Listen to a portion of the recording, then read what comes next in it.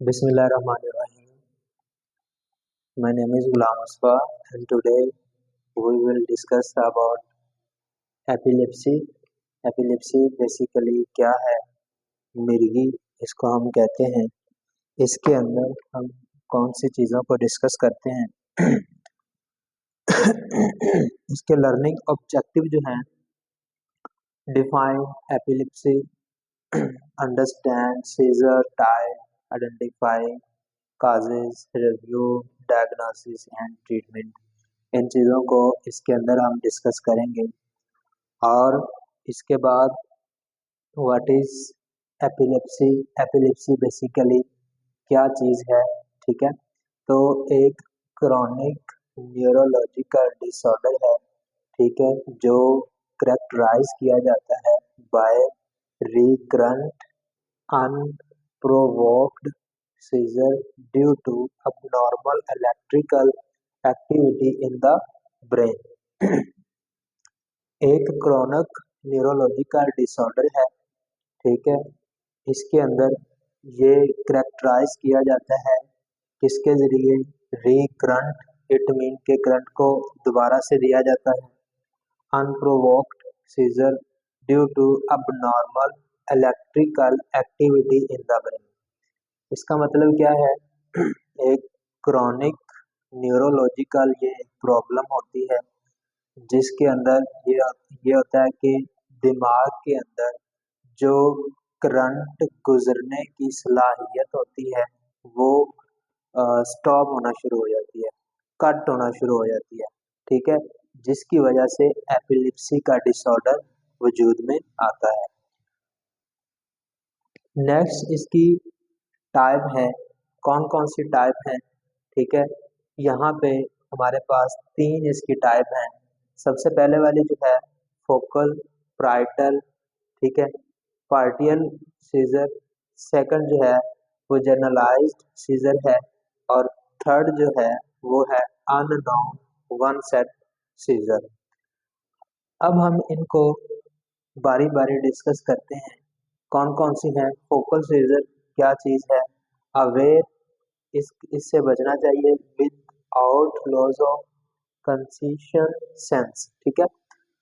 Impaired awareness, ठीक है। और उसके बाद है में इन्वॉल्व मोटर और सेंसरी सिम्टम्स। सबसे पहले अवेयर, इसको फोकल सीजर जो है ये अवेयर सीजर होता है, ठीक है, झटका होता है, ठीक है। और इससे इससे क्या होता है कि कंसेशन सेंस जो है, जो हमारी सेंस है, ठीक है, उसके रिलेटेड ये लूज कर देता है अवेयरनेस को। इट मीन के मेमोरी लॉस हो जाती है, झटका लगता है, फौरी से बंदा जो है वो बेहोश हो जाता है। इम्पेयर्ड अवेयरनेस, इसका मतलब है कि इसकी बॉडी के अंदर झटके लगना शुरू हो जाते हैं और उनके दौरान जो है मोटर नर्व्स और सेंसरी नर्व्स जो है वो काम करना छोड़ देते हैं। यानी इसका मतलब है कि जो सिग्नल है, सिग्नल टूट जाता है, ठीक है। कोई भी सिग्नल जो हमारी बॉडी के लिए ज़रूरी है वो टूट जाता है, ठीक है। न्यूरोलॉजिकल डिसऑर्डर है। इसकी जनरलाइज्ड जो डिजीज है, जनरलाइज टाइप है, जनरलाइज सीजर है। इसमें क्या होता है कि chronic clonic tonic clonic scissor होता है। इसमें ये है कि ये सबसे खतरनाक एक टाइप है, ठीक है। ये मोस्टली सबसे पहला स्टेप है और इसके अंदर ये पेशेंट को क्या होता है कि जोरदार झटके लगते हैं, ठीक है, तो जिसकी वजह से वो गिर जाता है और बेहोश हो जाता है।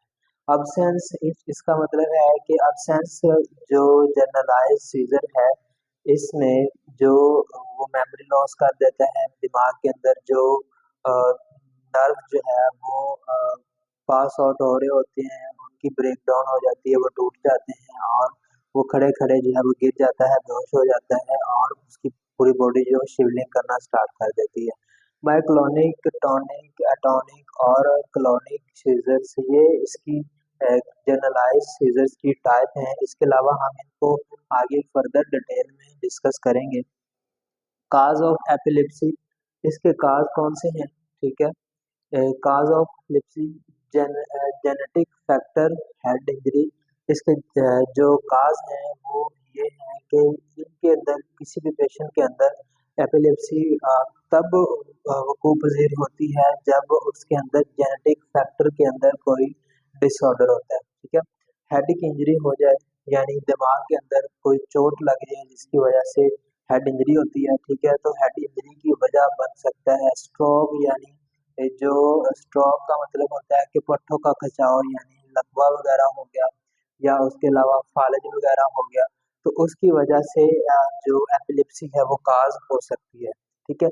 इसके अलावा ब्रेन के अंदर ट्यूमर, अगर ब्रेन के अंदर ट्यूमर वगैरह है तो ट्यूमर की वजह से क्या होता है कि एपिलेप्सी जो है वो काज हो सकती है। सीएनएस सेंट्रल नर्वस सिस्टम जो है उसके अंदर कोई इन्फेक्शन हो, ठीक है, तो उस इन्फेक्शन की वजह से क्या होता है कि जो सिग्नल पास आउट हो रहे होते हैं, ठीक है, तो उनके अंदर सिग्नल पास आउट होने के नर्वस सिस्टम के अंदर जो प्रॉब्लम होती है उसके अंदर इन्फेक्शन होता है, उस इन्फेक्शन की वजह से एपिलेप्सी जो है वो काज हो सकती है। डेवलपमेंट डिसऑर्डर, ये ये सारी चीजें जो है ये क्या करती है, डेवलपमेंटल डिसऑर्डर के दौरान, डेवलपमेंटल डिसऑर्डर इट मीन कि जब कोई किसी बच्चे की बर्थ हो गई है, ठीक है, और वो आगे फर्दर जो है वो उसकी ग्रोथ हो रही है, तो उसकी ग्रोथ के दौरान दौरान कोई डिसऑर्डर होता है या पैदाइश से पहले जो है उसकी बॉडी के अंदर पैदा होते ही डॉक्टरों ने देखा कि उसकी बॉडी के अंदर जो है वो कोई डिसऑर्डर है, तो उसकी वजह से भी एपिलेप्सी काज हो सकती है। इसके जो रिस्क फैक्टर हैं वो कौन कौन से हैं?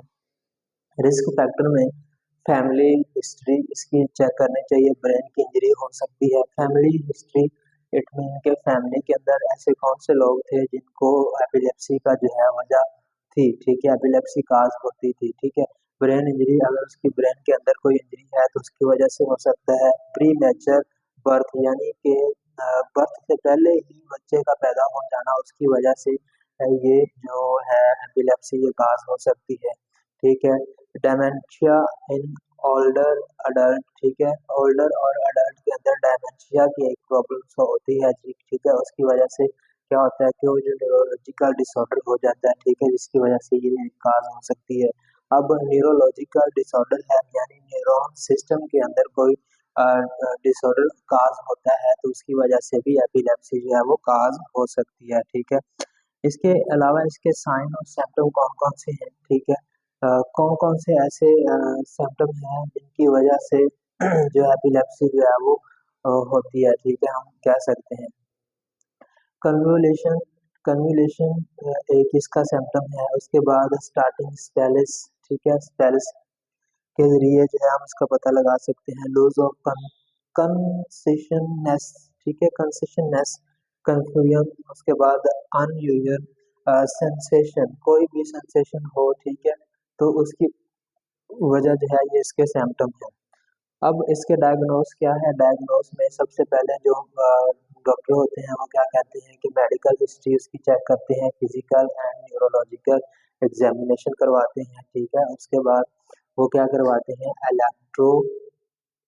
इलेक्ट्रोनिसेफेलोग्राम, इलेक्ट्रोनिसेफेलोग्राम जो है वो इलेक्ट्रोएन्सेफेलोग्राम, इलेक्ट्रोएन्सेफेलोग्राम ये एक तरह की जो है उनके पास टेक्निक है, टेक्नोलॉजी है जिसके जरिए वो इसको डायग्नोस कर सकते हैं।